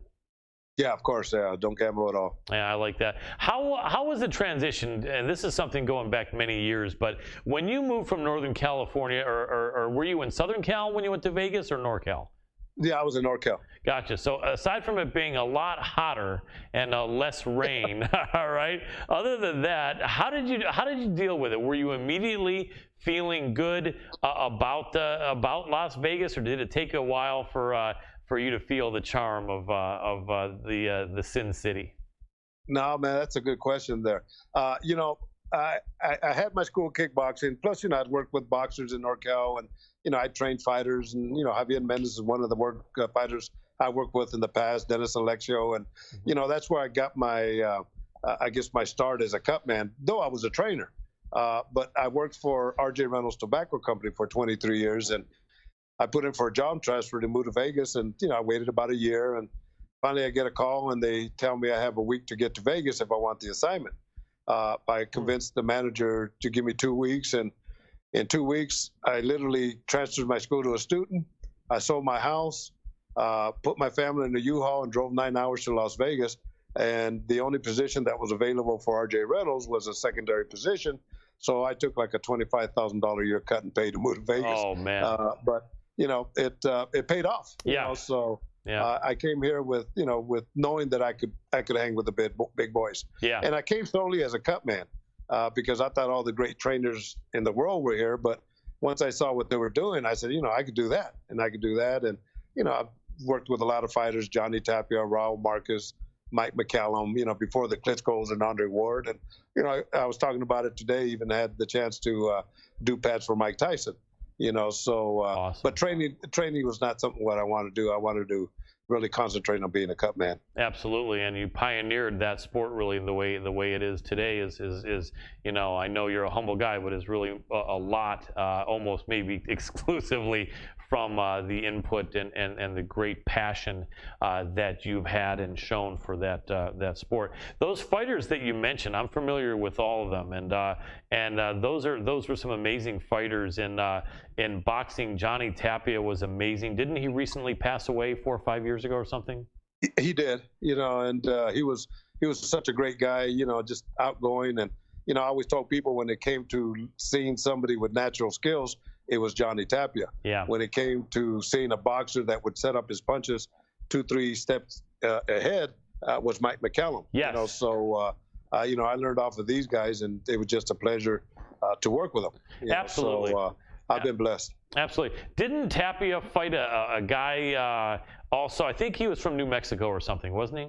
Danny Romero. Danny Romero, yes, that was incredible. Wasn't that a great fight? They were both I think Romero was undefeated and Tapia maybe had 1 or 2 losses when they fought. But man, wasn't that an amazing event? Were you there working? No, you at that point. Well, wait, were you a cut man in that fight, or were you involved in that fight? No, I wasn't with Johnny at that point, but I was on that card with another fighter. But the thing, he was here in Las Vegas at the Thomas and Mack Center at UNLV. That's right. But the thing that I remember about that, driving into the parking lot, there were more license plates from New Mexico than there were from Nevada. That's crazy. And so it was a real historical fight for New Mexico. It was. I remember, though, they didn't have it in New Mexico because both guys were from there and there'd be so many people cheering. They thought it could turn out to be dangerous with fights breaking out. Remember? Because where else? Otherwise, it would have been in New Mexico. That would have been one of the biggest fights in the history of New Mexico. But, you know, I think they figured better safe than sorry then, huh? Yeah, which was a good move. 'Cause, you know, Johnny Tapia had his own following, and I'm glad I was with Johnny Tapia. Yeah, you know? yeah, absolutely. So that was a good thing. Absolutely. He was amazing. God bless him. May he rest in peace. And then Mike McCallum, the body snatcher, was amazing. I still remember that great knockout over Donald Curry. I think Curry was a big favorite. And Mike McCallum was a fighter that people should go back and YouTube. He was there in the Duran, Leonard, Hagler era. And I don't think any of those guys wanted a part of him. Not to say that any of those guys were running from anyone, but I think that that there was so much money to be made fighting each other. But I often wondered what would have happened had one of those guys fought Mike McCallum in his prime. I think he would have been very competitive with all three of those guys. Don't you think? Oh, of course, and you know Marvin Hagler to add that way, but you know Mike McCallum at that time wasn't a big name, though he was a solid name. Right. But he was a dangerous fighter. Yeah. And why fight Mike McCallum if you could fight Tommy Hearns or Marvin Hagler or Sugar Ray Leonard? Yeah. You know, so and that was a question I asked Mike because you know we're friends even to this point, and he's a trainer. He trains at the Mayweather gym. But that was one of the questions I asked years ago: is you know what regrets have you had in your career? Is it that I didn't get to fight any of these guys? Yeah. So, yeah. He would have been amazing. And I think I think he beat Julian Jackson. Yes. Which was amazing because Julian Jackson may have been was probably one of the hardest punchers in the history of the sport. And then when McCallum fought that first fight with James Toney, I really believe that James Toney learned a lot about movement from Mike McCallum in that fight, right? Yes, and James Toney was really the last of the seasoned veterans that, you know, him and Bernard Hopkins, you know, they were the classy ones. So let me tell you a little quick behind the story. Yes. I worked with Mike McCallum when he fought James Toney on his second, on the rematch. Right. And we were at Mohican Sun, and Freddie Roach was training James Toney, and we were just talking about it the other day because when I worked with Jesse Vargas, I worked with Freddie Roach also. But Freddie Roach was behind James Toney, and you know, these old veterans put their foot underneath the scale and try to lift it and whatever not. And I told Freddie, I said, Freddie, can you step back? Man, he just cussed me out in front of everybody. Oh, you're kidding. You know, and you know, I used to co-host a radio show here in Vegas called The 13th Round, and we had him on as a guest. And my partner Nick Ward brought up that question. He goes, "Hey, I got busted. You know, what else could I have done?" Right. You know, so you know. So we did the thing, you know. That was a classic moment. I love that, and then just recently, you're on the same team with Jesse Vargas with Freddie Roach, as I'm sure you've probably been in the same corner with Freddie Roach numerous times over the years, huh? No, surprisingly enough, of all the years I've known Freddie Roach, it's the first time I ever worked in his corner. Interesting. And, and I didn't know how he was going to take it because he's always been a little stay back on me. You know, I don't know if it was because of that moment or whatnot, but. When we got in the dressing room, you know, I asked him, okay, how are we going to work the corner? And man, he was a doll. He was a pleasure to work with. And for me, just, you know, put that under my belt is on one of my resumes isn't a bad name to have. So nice. We got along great. Jesse Vargas did a tremendous job. And the beat keeps on going. Yeah, absolutely. And I'll tell you what, I was there in person. I know I saw you. I appreciate you looking up there. I had a seat right over the balcony in a good area, low down. And when I saw you and Freddie Roach come out in the same corner, I said, if there's ever a bet to make on a fighter that you could make last second based on who was standing behind them, this is the one. And I said to my buddy who I was watching the fights with, I said, this is serious. You got Stitch Duran and Freddie Roach in the same corner. I said, I'm going to bet you I'll bet you my life their fighter doesn't lose. And my friend said, I'm going to have to kill you afterward if you do that then. And I said, well, let's forget the bet, but I'm telling you, I said, this is about as amazing a team as possible, and I'm really glad you won that. Vargas was looking great, and that was just an amazing crowd over there at the Forum. People were louder than loud, and Jesse was acknowledging the fans, and that was awesome. He's a great guy, and glad you had a good rapport with Freddie. Yeah, and that's a good observation, because I mentioned that so often is I always look at the corner, because if you have a good corner, then you have a good team and you have a good fighter. Yeah. And for you to observe and see Freddie and myself working with Jesse Vargas, it was an A-level corner. Yeah, absolutely. Jesse's lucky to have that, and he really fought inspired, and that was awesome. And then that fight, and then the next fight after that too, with I think Estrada against Rung Visai was a great fighter too. Great fight too, and the audience was super happy with their fighters winning. So yeah, I like that. Dennis Alexio, I have a memory of him also, a great kickboxer. I was watching kickboxing way back in those days, and I remember Alexio fought Don Wilson before I think he was very young then, 22 or 23, and then he kind of got a little thicker as he got older, and Don, I think, was 8-9 years older than him, so Don kind of was at a lower weight, and Alexio always wanted Wilson back, but they were probably about 15 pounds difference in weight.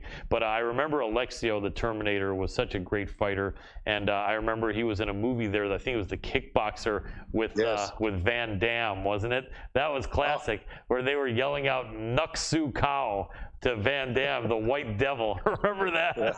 Boy, you do know your history, man. You're right.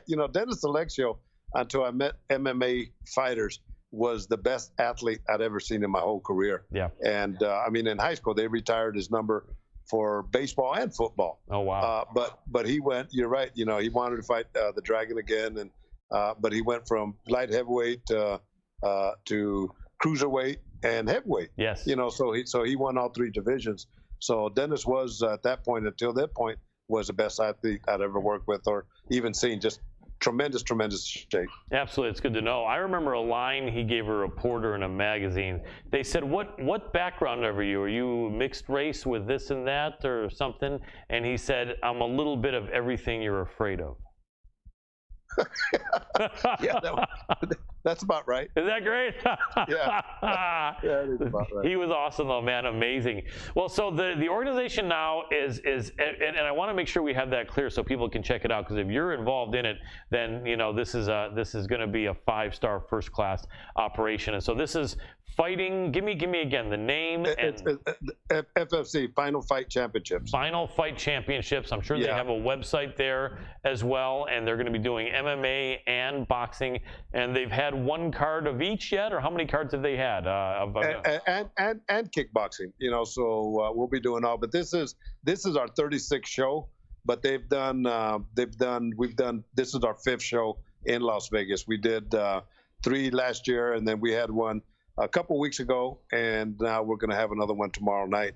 But we created the Fight Dome, and the Fight Dome, like I said, Orsak came from production, and he spent like $2.5 million of the best LEDs, lighting, cameras, and the Fight Dome is pretty awesome. It only holds about 500 people, but it's designed for TV. And as Frank Mears says, because Frank's one of the commentators now, he goes, it's a TV studio. And that's exactly what it is. The dressing rooms are top of the line, and just the walkway going into the arena is top of the line, and they have the support from Caesars Entertainment. Literally, we have a residency, and to have that kind of support is pretty awesome. And for me to be involved with it is even better for me. Yeah, it sounds really good. And for those that don't know, Frank Mir is a great commentator. He was doing commentator back in the WEC days, World Extreme Cage Fighting, and is a guy who can really talk. He's a sharp guy. He's super knowledgeable. Brazilian Jiu-Jitsu black belt veteran of many fights, UFC champion previously, and a great guy. So that sounds like an amazing organization, and I'm sure you can go onto their website. Or what's the best place if people wanted to hit you up, and people got to know that you're busy, but if people wanted to hit you up and ask you the best way to get tickets to the show or to do anything, is there a social media address, and I know you can't respond to everyone all the time, every day, but is there anywhere that someone might have the best chance if they had a question for you that you might be able to get back to them when you have time? Yeah, you can always get a hold of me. You know, if it's not through Instagram at Stitch Duran. Okay. You know, and I get messages all the time, and you know, I'm the kind of guy that always respond. I don't have anybody that does it for me. You know, you know, the fans are the ones that make us, and I always try to report back to them. But yeah, just hit me up at Stitch Duran, and you know, I'll be more than glad to respond to whoever gets me. But you know, tickets available. They're available at all the Ticketrons through all the Caesars Entertainments and all that. I'm not real familiar on how that goes. But if anybody wants to get a hold of me directly, then by all means, you know, hit me up, and I will respond one way or the other. Gotcha. I want to get your opinion on a few more things. I don't want to keep it too late, but do you have maybe 5-10 more minutes for me, Stitch? Oh man, I got all the time you want, bro. I really appreciate it, brother. I really do. So I'm following MMA more as the years have gone by, but I am still trying to keep my eyes on boxing. And I know at heavyweight we've got a log jam with Anthony Joshua, Deontay Wilder, and Tyson. What the heck is Tyson's name? Tyson Fury. Tyson Fury, yeah. Yes. And I know that Fury and Wilder had that amazing fight that Fury was winning in most people's count until he got absolutely floored. When he got back to his feet and was ready to fight after being absolutely, you know, annihilated with that punch by Deontay Wilder, did that shock you, or did you know he was that kind of a guy? You know, he fought Vladimir Klitschko. Vladimir Klitschko lost to him, and I was thinking Vladimir just had a bad day. But when I saw him fight Deontay Wilder, I was extremely impressed with his techniques and the way he handled everything, his speed, his defense against the ropes was tremendous. But what really made me a major fan of his is literally when he got knocked out, Yep. He popped up like he was a zombie. Yep. Yep. So he, yeah. So definitely, you know, Yeah. I'm a big fan of Tyson Fury, and he's good for the game. He really is. I think the look on Wilder's face when he saw Fury get back ready to fight was probably like, what the hell? You know? Yeah. He really. And you know, and another thing, Colin, is people are hitting me up, and you know, there was rumors that Vladimir Klitschko was going to come back, and you know, are you ready to work with him again? And you know, nothing has been. You know, Vladimir, when he started negotiating dates, whether there's, you know, 2 dates, 3 dates that they're looking at, he would always call me and have me pencil those dates in and then lock in the date once they got it. I haven't got the call from Vladimir, so at this point I'm going to say, nah, he's not going to fight. But nothing surprises me if he does come back. Yeah. He's, what, 42, 43 now?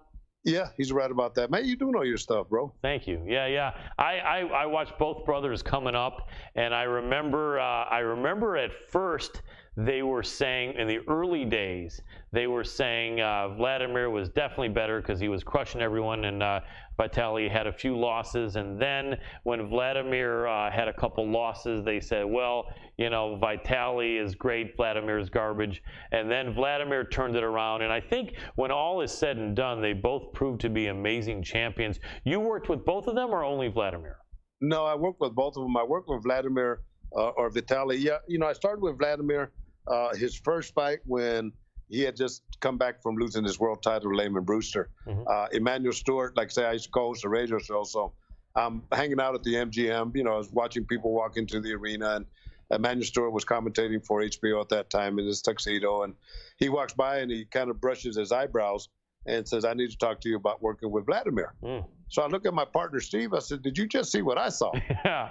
And sure enough, the next day he called me, and you know, that was the start of our relationship. And Vitaly had retired, and he came back, and his first fight was against Danny Williams, and here in Las Vegas.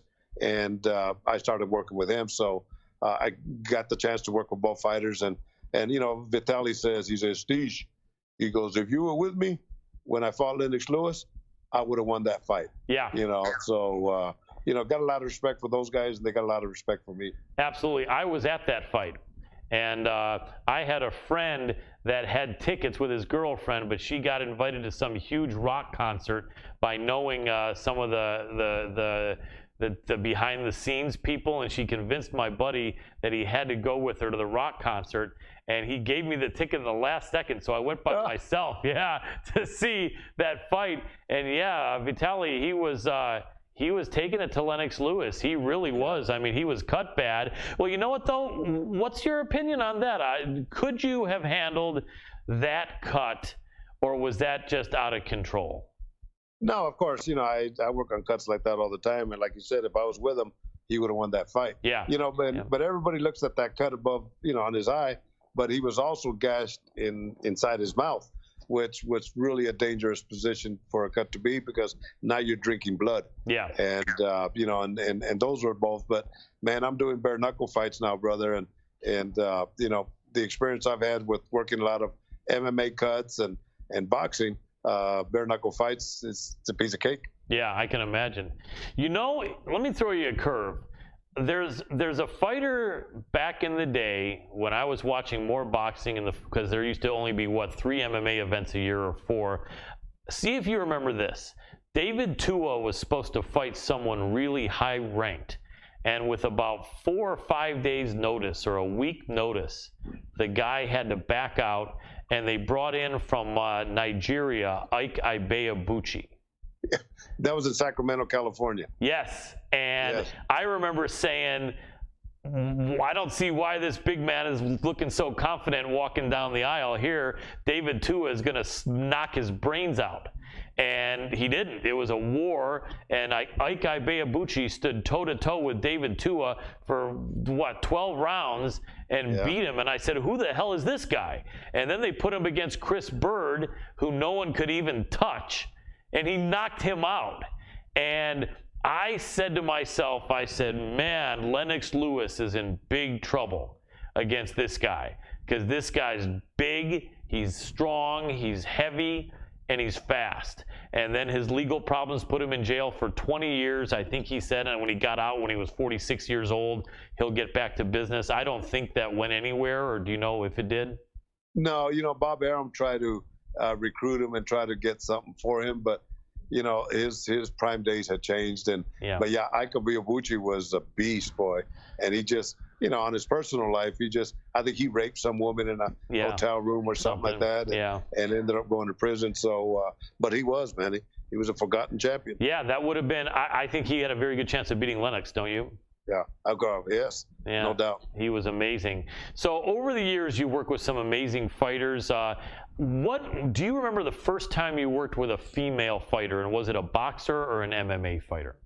Yeah, it's going way back to the old kickboxing days. As a matter of fact, I'm still in touch with her. Well, it's been in kickboxing. I worked with Ramona Gatto, that at that time fought Kathy Long, and she was a big one. But Frida Gibbs, that was a world champion kickboxer. I worked with her, years and years. I mean, I've been in Vegas 23 years, so that was probably maybe 28, 30 years ago. Yeah. And so, I worked with them. And, of course, now, I've done the Invicta fights, and just, women could fight, man. Got a lot of respect for them. Yeah, me too. When I first saw Kathy Long fight, that really told me that women could really fight, because back in those old days, you didn't see much of it. There was the powder puff boxing or the foxy boxing. Right. And I remember I saw Kathy at a Dragon Fest convention about 15 or 18 years ago. And she was signing autographs, and I told her that she was the first woman that really showed me that women could fight. And we had a great chat for about a half hour.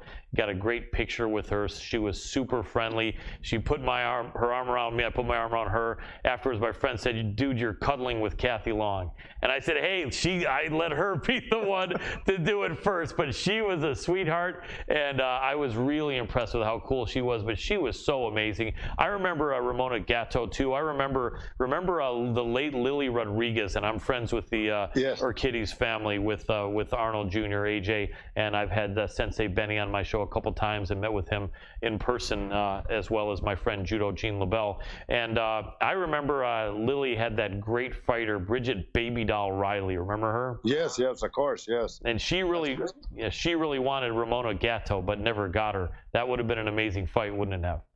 Yeah, and these girls were years ahead of their time, and I'm talking about skill wise because they were a step above everybody else when it came to the women's divisions. I mean, they were just tremendous athletes. Oh yeah, I remember the fights with Kathy and Bonnie Canino, them beating the crap out of each other. I remember when Bridget fought Bonnie Canino, and Bonnie was throwing spinning elbows at her head, and Bridget looked like she was growing another head out of her head. Never saw a hematoma like that, but man, just absolute warriors. Did it take you a minute to be comfortable working with the women? Did you have any daughters or sisters that made it kind of something that was hard for you, like could be the case with a lot of guys, or right away did you feel comfortable with it, if I could ask?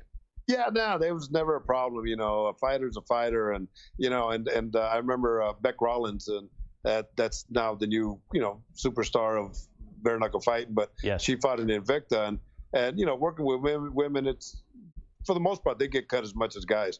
But I remember Beck Rollins had gotten a little swollen during an Invicta fight, so I went in to work on her face and control that swelling. And she's from Australia, and she's telling her coach, I got kneed in the vagina and it hurt, So I'm thinking to myself, well, shit, what do I do? Do I put ice on it? I love that. So I talked to Beck after that, because I used to write articles for Fighters Only magazine. Yeah. I said, I'm doing a story on the Invicta fighting with Shannon Knapp and all that, but behind the scenes, that was a great moment, with women. Yes. Can I put that in the article? And she agreed to it, and I did, and we've been friends ever since. I like it. She seems like a cool woman, and she's an inspirational case. She was a victim of domestic abuse for several years and was able to come through that and get away from her abuser. I think she had been a hairdresser before, so she always has the great hair, and she's just a cute-looking woman with that awesome accent. What kind of a person is Beck? As outgoing as it seems in her public image? Is she different? Is she really friendly and open, or is she more of a reserved person? What's Rowdy Beck really like, if I could ask? No, she gives 100% to the fans. What you saw is what she is, and she's very outgoing, and she's friendly to everybody. And that's what I like about MMA fighters, opposed to a lot of boxers. They spend that time with the fans, and they acknowledge the fans. And Beck Rollins is no exception. She's there for the fans. She's there, with her opponents, and she's nice to them, but, get her in the ring, she's a different person. Yeah, that makes sense. You know what also made me think women's fighting? I was talking to your friend Butch, not Butch, what am I saying, Burt Watson, about 3-4 months ago, and I had looked on some YouTube tapes, and people for the last time were asking if Layla Ali would ever come back to fight Ann Wolfe. And Ann Wolfe said if she did, she said she would hit Layla so hard, Layla would be walking on her heels. and I asked Bert, and at that time I hadn't been aware that Bert had worked with Layla for quite a while, and he said, yeah, that wouldn't have been the case. And I said, it wouldn't? And he said, yeah. He said, who did Ann Wolfe knock out so badly other than Vonda Ward? In that huge knockout, when Vonda Ward was 6'6", and I said, I don't know. I'm sure she hit some other women hard, and she said, no, Layla would have been fine in that fight. What do you think? That would have been an amazing super fight. Would that have been competitive, or do you think Ann Wolfe would have brought some heat that Layla might not have liked? Yeah, that's a good question, man, and that's going way back. But yeah, Ann Wolfe was a beast in herself. You know, she was the Ika Miyabuchi of women's boxing. Yes. Layla Ali, for surprisingly enough, for not having any amateur fights and going pro. Roger Mayweather used to work with her. Interesting. She did a tremendous job. So she was it would have been the boxer and the brawler. And Ann Wolfe definitely had the tools to knock out Layla Ali, but the same token, if it would have gone the distance, Layla Ali would have won on points. And I did have the privilege and the honor to wrap her hands during one of the fights at Madison Square Garden, and her father, Muhammad Ali, was there, and I got to see a little bit of my work and gave me a compliment. So that's awesome. That was nice. That is awesome. The great legend Muhammad Ali, may he rest in peace. Speaking of Roger Mayweather, I remember, and this goes back many years. I remember, I think it was 1990 or something, and the pay-per-views were $29.95 or $39.95. And I remember they said, here comes a fight Saturday, and the pay-per-view price is $9.95. And I said, wow, I can afford that, even at the young age I was then. And Roger Mayweather was in the corner of Kid Akeem Anafuoshi going up against Robert Quiroga for the title. You remember that fight? Yeah, well, that's going way back, yes. That was crazy. Unfortunately, Kid Akeem, I think, fell into a coma after that fight. But let me ask you, in fact, this is probably the most important question I could ask you. Everything seemed fine in Kid Akeem's corner. All he was waiting for was to be called the winner and new champion. And that's what I thought should have happened. Quiroga, they had 6-ounce gloves. In fact, correct me if I'm wrong, that may have been one of the last fights with 6-ounce gloves. They cut the shit out of each other. And 100% right. Yeah. And it seemed to me that once Kid Akeem heard his name wasn't called as the winner, everything went out of him.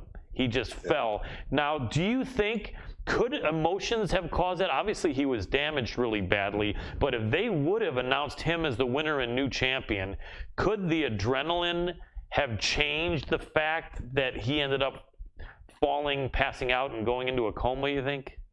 Wow, that's a tough medical question, but yeah. I think, once you had an aneurysm like that, then you have it. Maybe the disappointment, maybe the blood rush, just kind of aggravated it more. Damn, that's a hell of a question. I'll find out. I'll get some research and talk to some of these doctors and bring that same question up. But you just never know. Yeah. Yeah. And but once you get bleeding in the brain, it's pretty serious. Yeah. Also, like that fight with Nigel Benn and Gerald McClellan, again a tragedy. That was unfortunate because McClellan, had he won that fight or had he stayed healthy, him and Roy Jones would have had some amazing fights. It's interesting how sometimes people's path can change by someone ending up not being in their path.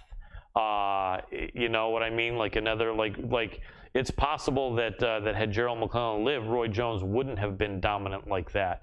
You never know, but it's kind of weird how some things change and alter the course of destiny by someone then no longer being in the picture, isn't it? Yeah, and like Eddie Mustafa Muhammad, the great light heavyweight champ of the world. Yeah, good friend of mine, trains here in Las Vegas. He kind of said it best. He goes, the ultimate goal of a fighter is to render his opponent unconscious. Yeah, and that's a knockout, right? Mm-hmm. And that is the ultimate goal. And unfortunately, to create that kind of situation, you got to hit this guy pretty hard. Yeah, and it happens all the time. Absolutely, just like the late great Sugar Ray Robinson said when they asked him if he wasn't he aware that he was getting another guy in trouble. With his punches, and I think the other guy had a negative result. I forget what it was. With all respect, perhaps it was a fighter that passed away, but they said, weren't you aware that you were putting him in trouble? And he said, it's my job to put someone in trouble. Yeah, that's strange. Even George Foreman, when they interviewed him about opponent, is he good? And he says, "Oh, I hope not." I love that. I remember that George Foreman comeback. He fought some guy, I think shorter Caucasian guy, and hit him with an uppercut in the head, and the guy's hair flew up in the air. He was a beast. He really was. He was an amazing puncher, and he's got some kids named George. None of them fought. In fact, I think, correct me if I'm wrong, the only one of his kids that fought was his daughter. Wasn't it Frida Foreman or something like that? Yes.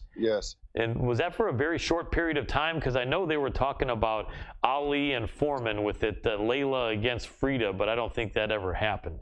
Yeah, and he was even also with Jane Marie Moore, yes. Moore's daughter. Right. They were the recipients of the names of legendary fathers that wanted to get into the square circle. Right, but the female Ali did fight the female Frazier. Yes. And I forgot what her name was. Do you remember Frazier? Jackie Frazier. That's right, and she was tough, but what I remember in that fight was Layla was about 24 and Jackie was about 36. And had a sideline career going that was fairly successful, and so I don't know that was an even matchup as far as where they were in their career, but Jackie seemed like she was a hell of a tough fighter with that Joe Frazier spirit, huh? Yeah, and then you're talking about a career. Yeah, she's a judge now in Philadelphia. That's right. She was a lawyer. She was a lawyer then.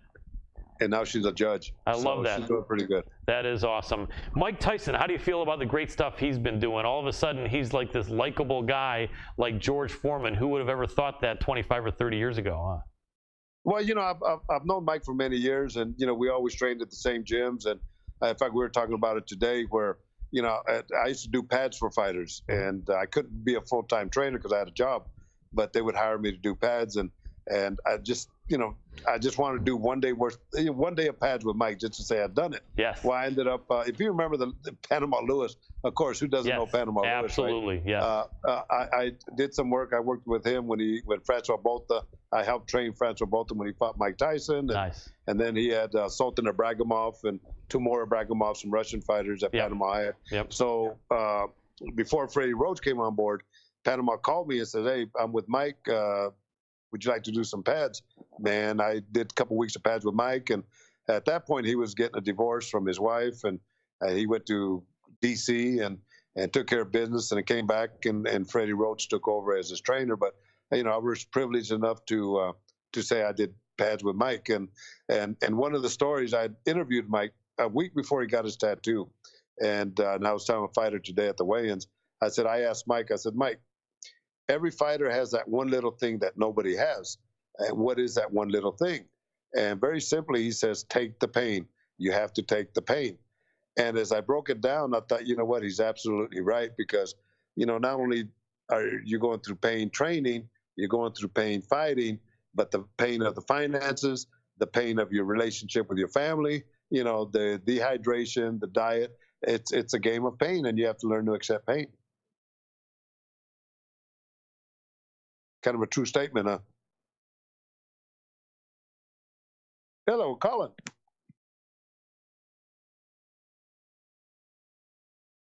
Hello?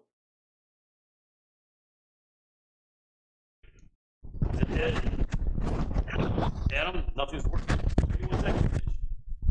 Okay, can you hear me, Stitch? Can you hear me? Yeah, man. Awesome.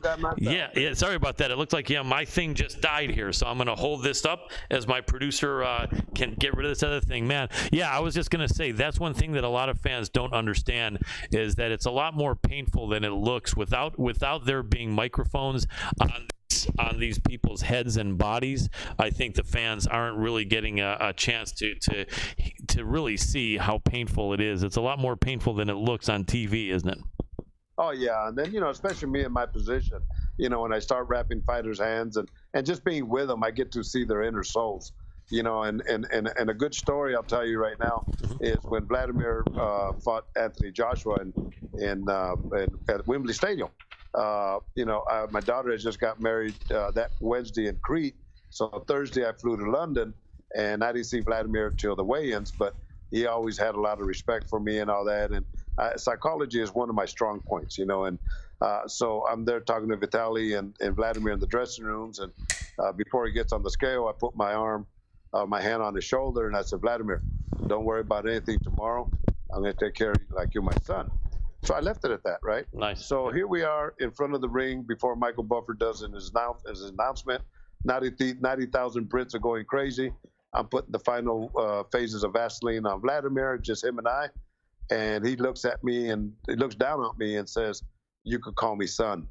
And that just gave me chills because I knew that I had gotten into him on the mental stage. Yeah. And that was, to me, that was a big honor. And every time I say that story, I always get chills. Absolutely, that is awesome that he had that. He could tell that you were taking care of him like he was your son, and that's awesome, man. That's beautiful. Well, Stitch, you are one of the best people I know in this huge world of combat sports, and you've earned every bit of success you have by being someone that works hard and someone that cares and someone that does what you say you're going to do, and you're there anytime you say you're going to be there. And I want to thank you so much once again for taking the time out of your schedule to come join us here at the MMA Power Hour. It really means a lot, my friend. Well, you guys do a great job. I mean, you do a tremendous job, and we had mentioned it before, and I got stories, man, and I love talking, and your history, and from past and present, and what's going to happen in the future. So to me, it's barbershop talk. So whenever you want to do it, Colin, let's do it again, man. I really appreciate it, Stitch. Thank you so much. Always a pleasure chatting with you, my friend. And we will keep an eye on everything you do. Keep up the fantastic work, and we'll stay in close touch. All right. Appreciate everything. Take care. Have a great night. Bye. Bye-bye. That was Stitch Duran, Dr. Adam Rorda. I think we need to wrap it up, but man, what a great guy, a legend, and it's awesome to have him on the show, isn't it? Absolutely, a huge blessing, huge blessing. I want to go ahead and apologize to everybody out there. We actually were using some batteries, I guess, that decided to not work as long as they're supposed to. Yep. but we got to go. And yeah, Stitch, thank you so much for coming on. You're an absolute legend, not just in our eyes, but in almost everybody's in this sport and boxing and kickboxing. Absolutely, combat sports, all combat sports. You've definitely helped change the game and make it so that it's a lot safer for the fighters, and it makes it much more enjoyable for all of us to watch it. Like you were saying in there in those conversations, you know, there's some things that are unfortunate and happen in any full contact sport, but it does happen, and you know, they know what they're putting on the line. So, woo. Yep. I mean, that's just a huge subject, and I really appreciate Stitch for everything that he's done there. Yeah. Real quick, before we wrap everything up for the night, I want to say thank you everybody for tuning in. Make sure to tune in next week, Wednesday at 6 p.m. on Fight TV or our Facebook page. Only two places you can catch us, and make sure to give us a like, a comment, and share. There's no other form of flattery that is gonna get us quite like any of those things. That matters more to us than anything. Also, our new sponsor here, Warfighter Hemp, make sure to check them out if you are into the CBD products, especially you fighters that are looking to take your CBD for your treatments for pain or multiple other uses. It's really more relevant to fighting almost than any other sport. Yeah. But other athletes go as well. Go check them out, warfighterhemp.com. Absolutely. Thank you so much for that, Dr. Adam Rorda, and for your contribution. Next week, we have, fresh off of her big win at the last UFC, Macy Chasson. And she keeps on winning. We keep on having her on the show. It's a marriage made in heaven. Macy, we're a huge fan. Can't wait to talk to you, see how it felt. We talked to her after she won The Ultimate Fighter. We talked to her after she won her UFC debut. And we're going to talk to her after she won her second fight. Macy stops everyone, and she doesn't leave it to the judges. It's hard for everyone to do that all the time, but we're so glad Macy's having success. Super, super, super nice woman from Louisiana. So we're looking forward to talking to Macy Chasson, UFC bantamweight contender. We're working on getting our other big guest for that show, and I'll announce it in social media coming up. Dr. Adam Rorda, thank you so much. All of you guys, love yourself, be kind to yourself, look out for your animals, take care of people, spread the love, help someone. It's one of the best things you could possibly do. My dad used to say all the time when I was down, go out and help someone. He used to say, how, when my life sucks or whatever, I'm down, or, you know, there's always a way you can help someone. So go out there, spread the love, be that guy, be that girl. It'll come back to you tenfold, all right? Spread the love in a positive way, and we'll do the same. So thank you so much for joining us here, and we look so much forward to seeing you next week. And until then, be good to yourself and love yourself, and tell someone you love them and got their back, right? It'll help, and it could make a difference between